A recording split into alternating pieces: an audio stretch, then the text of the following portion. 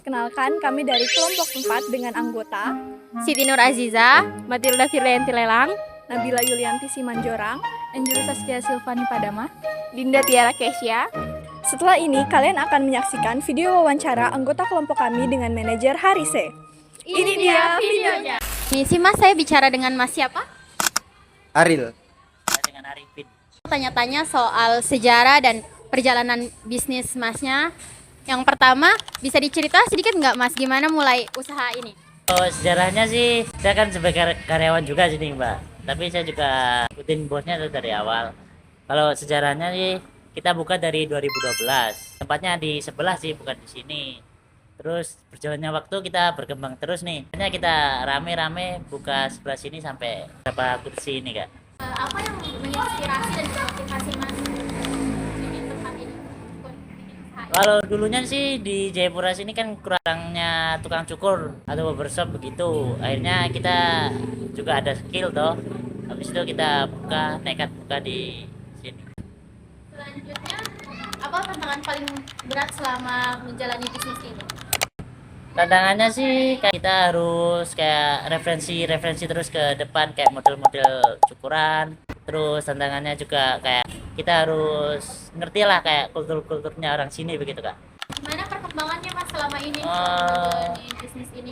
Kalau perkembangan pesat sih kita ada di 2020-an. Setelah cabang ini kita buka satu lagi di Dok. Terus dari 2021 juga kita ada buka cabang lagi di AB, terus di Sentani.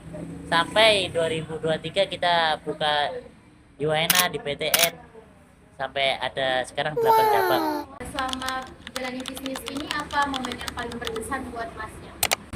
Momennya itu di 2019 kita kayak kasih donasi bencana gitu Kak. Ada di Sorong dulu kan, di Ambon yang waktu itu kita donasikan ke mereka, itu yang paling terkesan. Di sini saya akan mempertanyakan mengenai visi misi dan tujuan barbershop ini. Mama, kalau boleh tahu, sebenarnya tujuan kakak buka tempat cukur ini tuh apa sih? Atau emang cita-cita kakak dari lama? Atau gimana ceritanya sampai buka ini? Awalnya itu Kak, yang motivasi toh karena sebelumnya kan di Jawa itu sudah buka dulu. Cuman di Jawa itu mungkin karena sudah banyak toh jadi susah untuk berkembang. Nah, ketika kita ke Papua ini, kita lihat peluang itu di Papua itu sangat besar karena barbershop di Papua itu sangat minim. Kan beda pangkas dengan barbershop. Kalau pangkas itu kayak lebih ke kayak cukur orang-orang tua, tapi kalau barbershop itu model-model kekinian gitulah. Nah, karena minim model-model kekinian, sedangkan anak muda itu kan selalu upgrade toh, selalu kayak pengen style yang kayak ikut-ikut kayak model-model artis kah, Korean style gitulah, kayak gitu. Nah, itu target utamanya itu kita ke anak muda sih. Kakak punya nggak prinsip atau nilai tertentu dalam menjalani usaha barbershop ini? Misalnya bagian pelayanan, kepuasan pelanggan, atau mungkin soal kejujuran dalam kerja? Ya ada Kak, soalnya kita kan setiap kerja tuh punya SOP sendiri toh, seperti pelayanan kayak begini. Harus melayani dengan sungguh-sungguh dengan ini agar ketika besok orang setelah dari sini tidak cukup hari itu saja, besoknya dia akan balik lagi toh, dia akan punya kesannya sendiri di sini gitu loh. Sih, kalau soal kejujuran ya semua orang pasti butuh kejujuran dalam kerja, disiplin waktu segala macam kayak gitu. Kakak sendiri apa sih hal beda yang buat barbershopnya kakak ini beda dengan yang lain? Saya dari apa suasananya, apa gaya potongannya, kayak di sini tuh ada potongan kayak gini loh, di tempat lain tidak ada, atau ada apa gitu yang berbeda lah gitu. Karena kalau dari tampilan dari apa semua itu bahkan banyak yang lebih bagus dari tempat ini loh sebenarnya. Cuma kenapa mungkin kita punya kesan yang lain, yaitu kita punya SOP yang berbeda dari barber-barber lain, pelayanan toh. Terus kayak saran untuk pelanggan. Jadi pelanggan tuh kan kadang ada yang datang kan mereka cuma tahu model rambut, model guntingan, tapi tidak tahu cara styling apa begitu. Jadi ketika kita kasih saran, Mas, saya punya rambut kayak begini, saya pakai bagaimana begitu. Itu salah satu SOP kita. Kita melayani itu tidak cuma untuk potong, sekedar potong, tapi kayak apa sampai ke stylingnya semua gitu loh. Yang terakhir nih, kalau ngomongin soal harapan kedepannya, kakak maunya gimana sih barbershop ini kedepannya kayak gimana, harapannya gimana? Mau buka cabang kah atau mau tambah karyawan gimana? Kalau soal itu sih sekarang mungkin karena kita untuk cabang sih sudah banyak ya, sudah 8. Ya kedepannya kita harapannya ya ini bisa bukan cuma berkembang saja tapi selalu konsisten, tetap selalu rame gitu. Harapannya sih seperti itu, kayak kalau bisa hari esok itu lebih baik daripada hari ini gitu kan. Pertanyaan selanjutnya di sini kami mau nanya, untuk usaha yang ini yang mengelolanya siapa?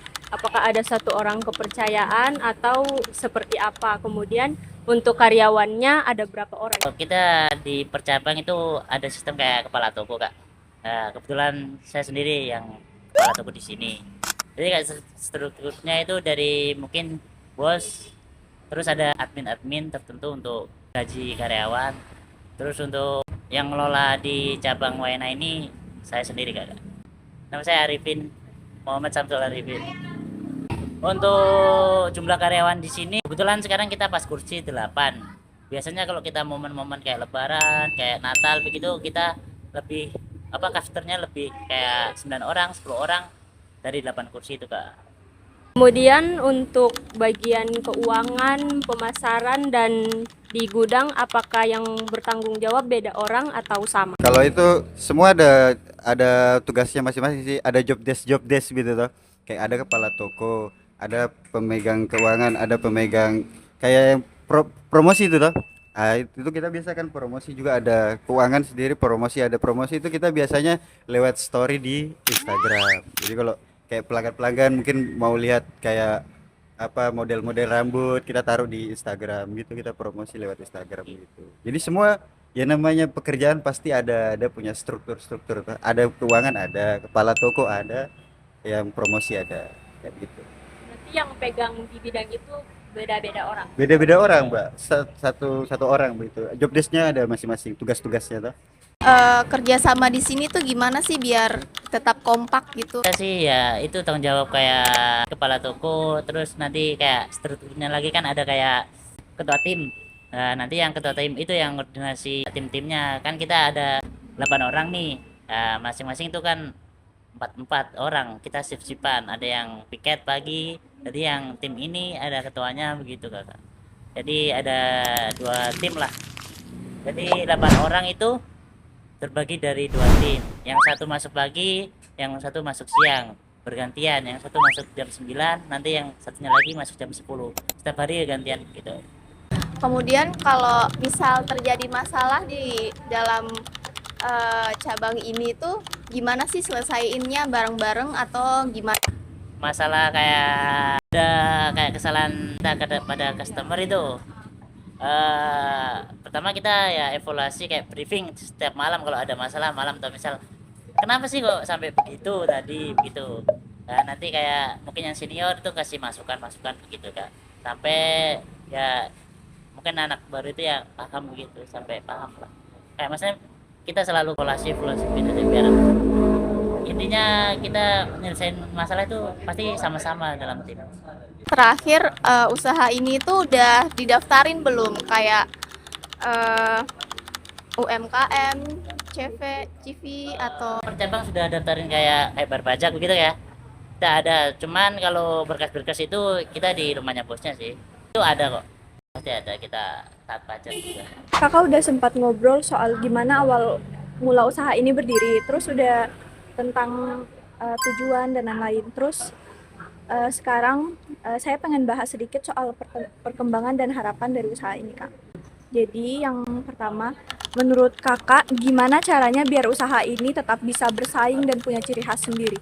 Kita selalu upgrade kemampuan toh. Jadi jangan pernah cukup dengan yang hari ini saja. Karena dunia selalu ada perkembangan toh.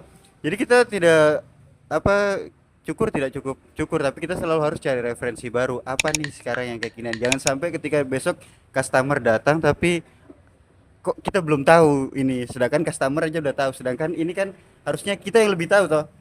Kayak maksudnya kita yang lebih update gitulah. Selalu update. Terus kedua, pertahankan SOP yang sudah ada gitu. Kita punya SOP sendiri lah, yang tidak mungkin barber banyak, tapi kita punya SOP sendiri yang berbeda dari tempat-tempat lain. Terus kalau ngomongin ke depannya, kira-kira ada rencana pengembangan apa atau inovasi apa, atau mungkin mau ada ubah konsep? Kalau pengembangan mungkin sekarang karena kita sudah punya 8 stand, mungkin belum ya. Tapi kalau untuk pengembangan kayak standnya sendiri mungkin ada, kita mungkin mau upgrade toh, kayak ini kan masih kipas angin nih Kak. Mungkin rencana mau dipasangi AC, ruangannya lebih tutup toh. Karena kalau siang itu kan biasa panas toh.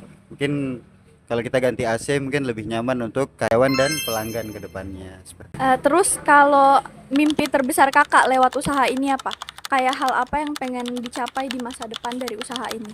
ya kalau usaha ini terus berjalan, makin berkembang, makin besar ya harapannya satu, bisa bahagiakan keluarga, orang tua, bisa pergi umroh, naik haji lah. Pasti itu semua impian kita orang muslim toh.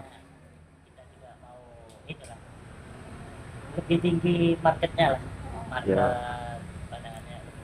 Itu ya kayak tidak redup lah, selalu menjadi prioritas terbaik untuk orang-orang di Jayapura ini. Kayak gitu Kak. Yang terakhir kak, kira-kira buat anak muda yang baru mau mulai usaha tapi masih ragu, kira-kira ada pesan atau tips nggak dari kakak?